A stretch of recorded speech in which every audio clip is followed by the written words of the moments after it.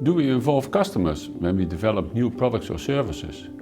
Most companies would say, of course. Customers are the reason of our existence, so of course we involve them. On the other hand, Steve Jobs said, customers do not know what they want until we've shown them. So he didn't involve customers.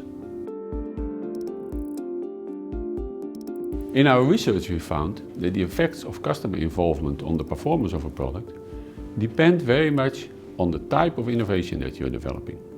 When you develop a utilitarian innovation, which is an innovation in the technology or the functionality of a product, then involving customers has a positive effect.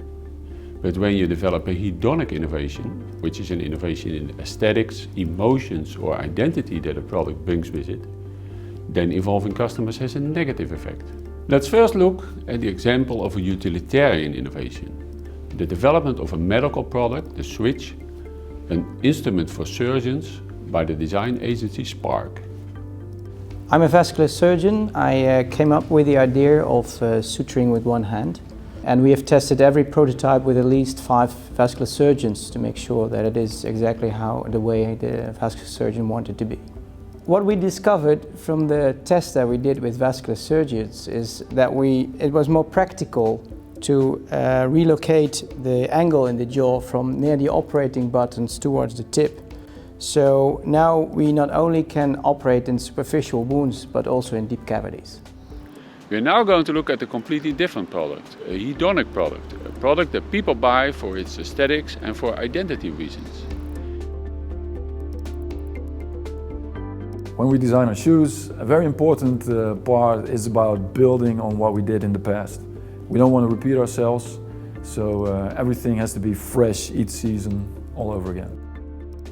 Many people ask me where my inspiration comes from, and I really don't know. It comes from life. I just travel and I read books and I watch movies. We've never done market research to find out what customers want, and especially the Floris van Bommel brand, the newer, more fashionable brand. Its existence is because we don't ask what people want. We started with a shoe that nobody wanted, and we started to push it, and it became a success. For utilitarian products, such as a switch, customers bring useful information into the design process. However, the shoes of Van Bommel are a hedonic product. People buy them because of their identity. For those kind of products, the purchasing process is far more a social process, and you can't simulate that during design. So our research shows that you have to think carefully about the type of innovation that you're developing before deciding to involve customers.